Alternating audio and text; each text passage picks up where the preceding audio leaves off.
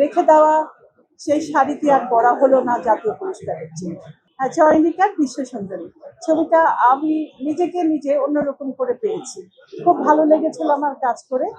আমি আশা করেছিলাম সেই সময় যে আমি হয়তো আমার এই কাজের বিনিময়ে আমি সম্মানটা পাবো। সত্যি কথা বলতে কি, আজকে একটা সত্যি কথাই বলে ফেলি, সেটা হচ্ছে ওই ছবির জন্য আমি জানি যে আমি তার সম্মান পাবো, সম্মানিত হব, পুরস্কারে সম্মানিত। এক্সট্রিম মশার কয়েল প্ল্যান্ট ফাইবার দিয়ে তৈরি, ডেঙ্গু চিকুনগুনিয়া বাহি সহ যে কোনো মশার বিরুদ্ধে দেয় এক্সট্রিম সুরক্ষা। তো হব। আর জাতীয় পুরস্কারে আমি কিন্তু কোন কাপড়টি পরবো, কোন শাড়িটি পরবো, ওটা কিন্তু আমি ঠিক করে রেখেছিলাম।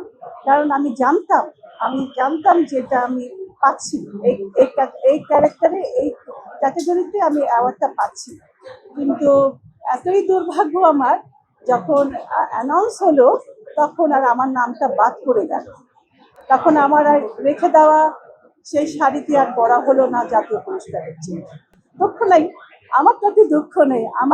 আমার পুরস্কার তো আপনারা, আমার দর্শকরা, আপনারা তো আছেন। আপনারা যদি আমাকে ভালোবাসেন, আমার কাজকে ভালোবাসেন, আমার ভুল ত্রুটিকে ধরিয়ে দেন, আমি তাতেই খুশি।